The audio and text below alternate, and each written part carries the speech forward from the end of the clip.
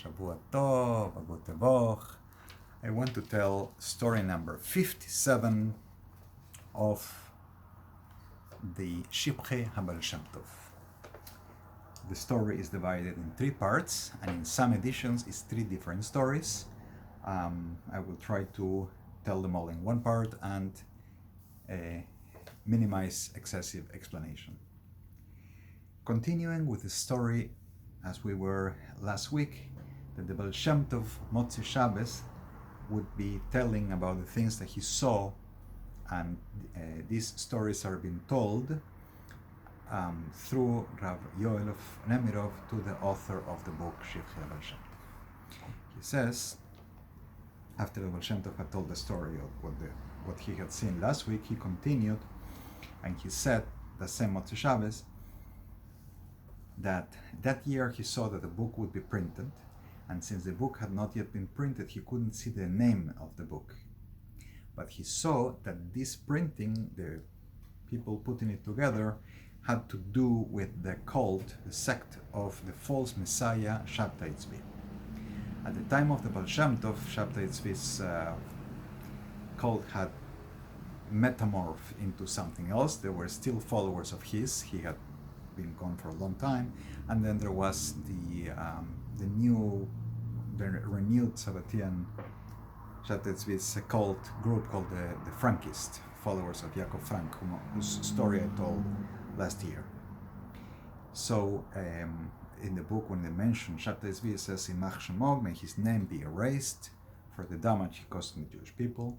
And about this book brings a pasuk, a verse from Mishlei, Proverbs 5:3, that the lips of a strange woman throw sweet honey, but her tongue is bitter, whatever.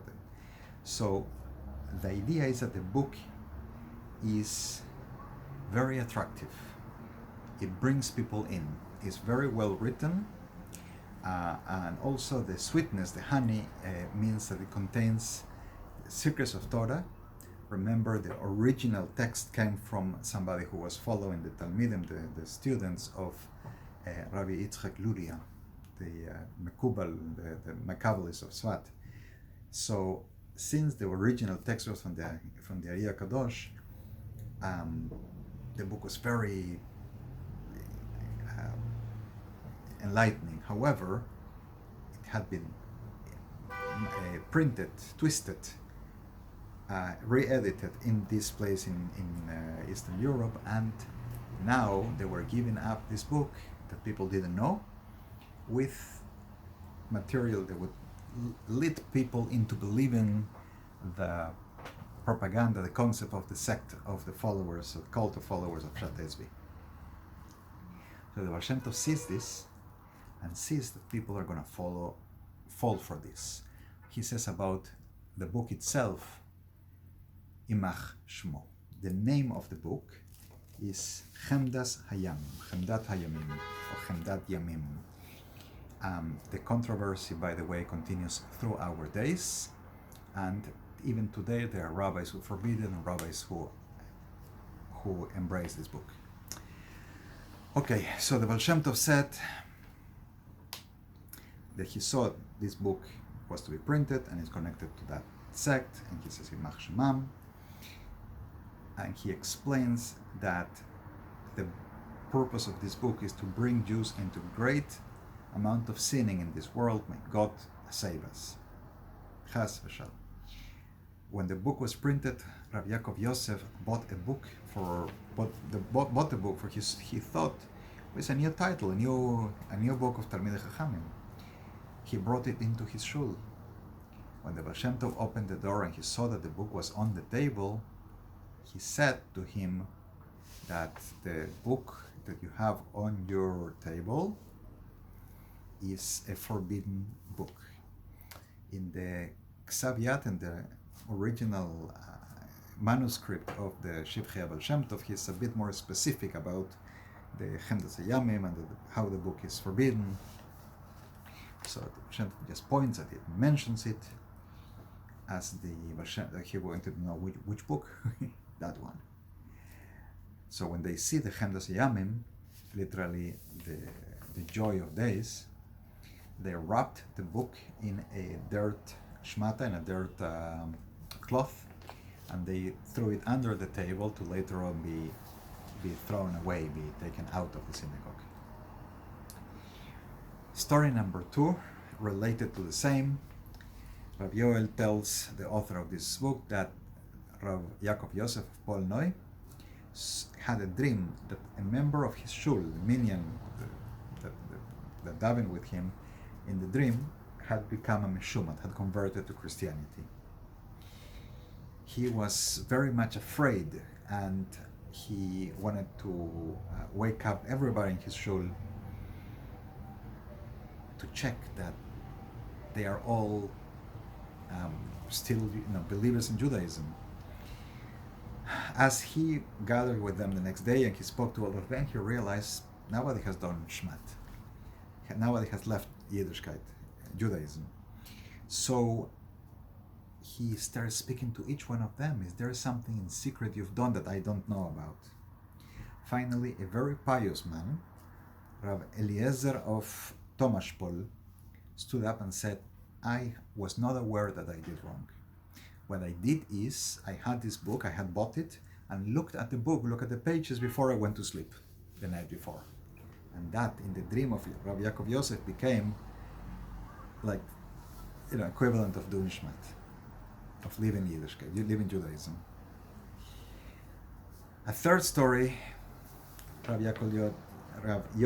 Yoel of Nemerov is telling the author, is that Shabtai Tzvi came to the Baal Shem Tov. Remember, Shabtai Tzvi passed away 30-something years before the Baal Shem Tov was born. So Shabtai Tzvi comes to the Baal Shem Tov to ask for a tikkun in his neshama.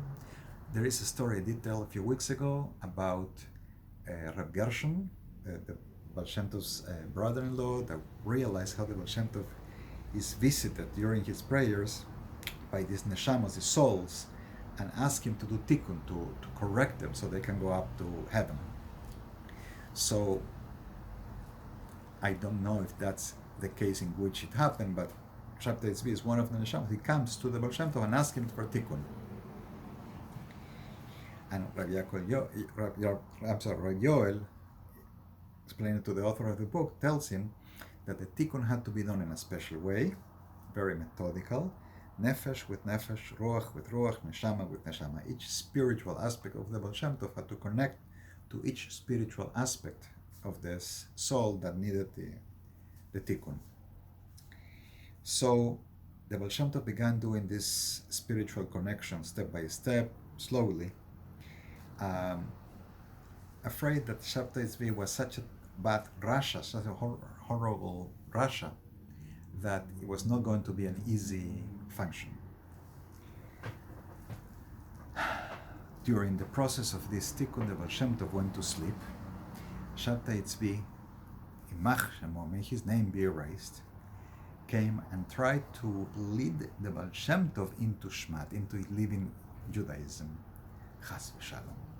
The Baal Shem Tov pushed him very strongly and threw him into a pit, and he fell into Sheol, to the very bottom of it. Sheol, well, I will not exactly translate as hell, basically that's what it is, right? The place of condemning, of sending the souls that will not be able to ascend up to Shemayim. And the Baal Shem Tov picked to see that the soul of Shabtai Tzvi fell into the same pallet, tavil or tavla, is the word used in Hebrew, the same pallet in which Yeshua was found. Rav Yoel further tells that the Baal Shem Tov saw that Shabtai Tzvi had a spark of Mashiach. Remember, he was a false Messiah? He had a spark of it. But the Samech Mem, the head of all the demons, had made him fall into a trap. May God Almighty save us from this. Baal Shem Tov realized that the arrogance, pride and arrogance of Shabtai Tzvi had caused him to fall, and his anger, lack of control of his anger, had made him fall, and that's when he failed completely. About this story, the author of the book says he was very hesitant to write. However, he wanted to put it here to show as a cautionary tale about the danger, the deep danger of arrogance, of pride, where things took Shabtai Tzvi and where he fell and lacked the tikkun until Mashiach himself will take him out. And so is the story of the week. Shavua Tov, a good Tevach.